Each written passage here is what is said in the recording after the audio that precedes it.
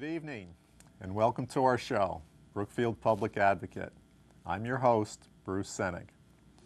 Tonight, we're going to begin our series on local candidates for town boards and commissions. Many people I've spoken with over the last year have kept mentioning that we need to get some new blood, some new ideas to meet the challenges that we're now facing. Well, that leads us to our first guest on this series that we're going to be doing on candidates, and that's Chris Delia, who's a candidate for Brookfield's Board of Education. First, a little background on Chris. Chris Delia is a former United States Marine and retired detective with the NYPD and FBI task force member. Chris currently is the head of security for an international nonprofit organization. He is married, has 4 children that attend Brookfield schools. Chris has coached just about every sport his children have played and is currently a 5th grade CCD teacher. Chris, thanks for coming and welcome to our show. Thank you. First, please tell our viewers why you want to be on the Board of Education. Well, Bruce, the reason I want to be on the Board of Education is I see some issues out there that I feel that need to be addressed, and those issues are the budget, the curriculum, and school safety. Well, expand a little. We get into the budget and curriculum, but expand a little bit on the safety, if you could, please. Well, for argument's sake, just shortly before walking in here, I got an alert that they're looking for a person out in California who threatened to blow up a high school. I'm not saying that we don't have plans. I'm sure we have plans in place, but I know that I've asked in the past, what are the plans if there's a terror attack in New York City where I currently work? What are the plans? What am I supposed to do? What are my children supposed to do? And I haven't seemed to have gotten a good answer.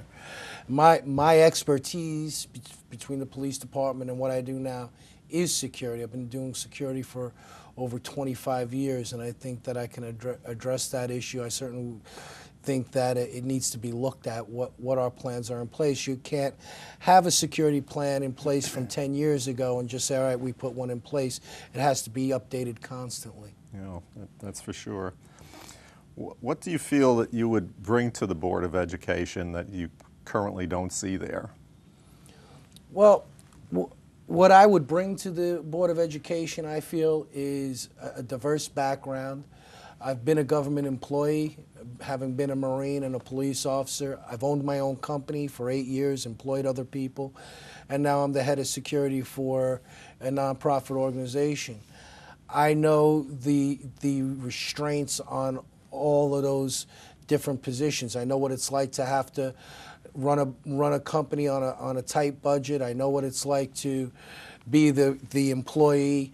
So I think that's part of it. I think I bring a passion for children. As you said earlier, I've coached just about every sport my kids have played. I've teach CCD.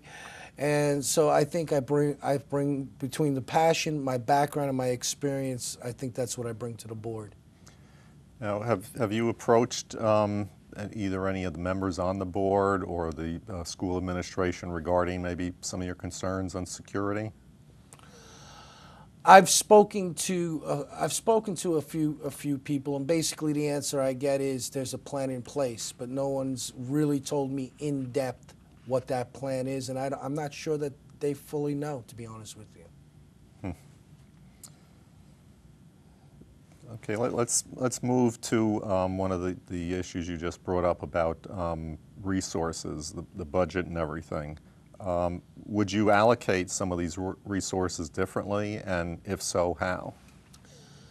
Well, I don't think the issue is allocating them differently. I don't think the issue is taking the money from one pile and moving it to another pile. I think that what we need to do is to look to see where we can reduce the budget. And I understand that I'm not on the board and I don't have all the facts, but I have reviewed the budget. I have reviewed quite a bit of the material that I could get my hands on, and I do believe there's areas where we would be able to reduce the budget. Having said that, like I would reiterate that I know I don't have all the facts now, but it takes somebody with a fresh look at this budget. My feeling is, I've been told I've had my boss come to me and say, you need to reduce your budget by a certain amount. I had to do it.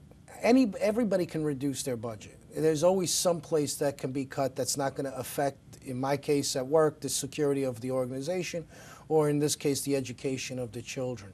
We can't keep raising the property taxes and school taxes year after year without taking a good hard look at the budget and making sure that's really what we need to do. Yeah. Now, I know that you weren't on the board when it gave the superintendent, I believe it was a 17% raise, but as a town resident and property taxpayer, how do you feel that was handled, and do you think it was warranted? Well, you know, I looked a little bit into this issue. Was 17% warranted? I don't think 17% was warranted. I understand what the board says, and what at the time the board had stated that they felt they needed to do that to reward him because he was being paid much less. They felt that they would spend a lot of money, between $15,000 and $30,000, looking for a new superintendent. I don't know. Once again, without having all the facts, was it warranted? I think that it was probably too high of a raise, and I base that on the fact that when I hire an employee at let's say the minimum wage, which is what they were saying, we don't then just jump him up to top pay or give him such a large raise. I think that could have been incremented, especially since Superintendent Bravonia said he planned on staying in Brookfield for a long time, over time. But so that's basically how I feel on that. Yeah, I think that's a good point, and I think that's creative. And you mentioned stepping it up over a period of time. I didn't hear any conversation regarding that. And you know, on your point about the raise to bring them up to, isn't that what a lot of people, public service employees, always complain about the private, about, well, so-and-so head of this company is getting so much, and you know, but then the company defends itself by saying, well, that's how we have to get talent. You know, I don't know, it's a never-ending cycle, it seems to me. It is a never-ending cycle, and I think that Mr. Bravonia is a really good superintendent from everything I've heard and what I've seen, and also it's not to try and degrade him or whatever in any way. It's just that we're in different times right now, and everyone, including myself, at my job, I've taken a cut in pay. I've taken furlough days. I've had to lay off workers. I understand what's going on out there, and in more economic times, you know, we'd like to do more, but at the same time, you can't just keep going back to the well. The taxpayers are the well, and that's what the school needs to understand, and that's what you know, basically everyone needs to understand. No one is going to deny our children, our administrators, our teachers money that they need. I truly believe that, but I don't think that we can just give a blank check to the schools and to the town either. Yeah. Do you think that you know, one big jump increase maybe even sends the wrong message in these kind of times? Does it send the wrong message? I think that it probably woke up the town. I don't think we're going to see something like that happening again. You know, I can't answer whether it sends the wrong message or not. Like I said, I heard and understood what the board was saying. I didn't necessarily agree with that, especially in at times where my salary is going down, but my costs are going up. So I think that they could have looked at it in a better way, and they could have handled it a better way, and still got Superintendent Bravonia, you know, something that would have made him want to stay. I think they were saying something he may or may not have left. You know, to me, you can't go by that either. I mean, I have employees who should be making more money than they're making. But if they came into my office and said to me, you're going to give me a 17% raise or I'm going to leave, even if they were going to get a 17% raise, I'd open the door for them. Yeah. Tell our viewers, if you would, how you see your role as the supervisor of the superintendent. Well, I would treat my role as a supervisor the same way I treat my role as a supervisor right now.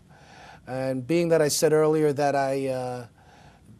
I've coached a lot of sports, I'll put it into that kind of an analogy. What I do at work and what I would do here is I believe that it's like a football team and everybody needs to work together. You do have a coach, you do have a quarterback that are in charge, but everybody either looks good together or doesn't look good together. You either win together or lose together. And I think that I would want to work with the superintendent, with the teachers, but also with the parents and the students. We all have to come together. Everybody wants what's best for our children, everybody wants what's best for our town, and everybody wants what's best for the teachers and the administrators. But we have to work together to do that. On the same token, one of the things that I've seen is that it appears that what the administration wants, it gets. It seems like it's rubber stamped a lot of times to me, and you can't have that. You know, I understand. I give them the respect that they're educators and administrators, but I think that one of the things that the board could be doing better is really researching the issues, getting the answers to the issues, and making sure that what's being recommended is really what is needed. Yeah, no, I agree with you.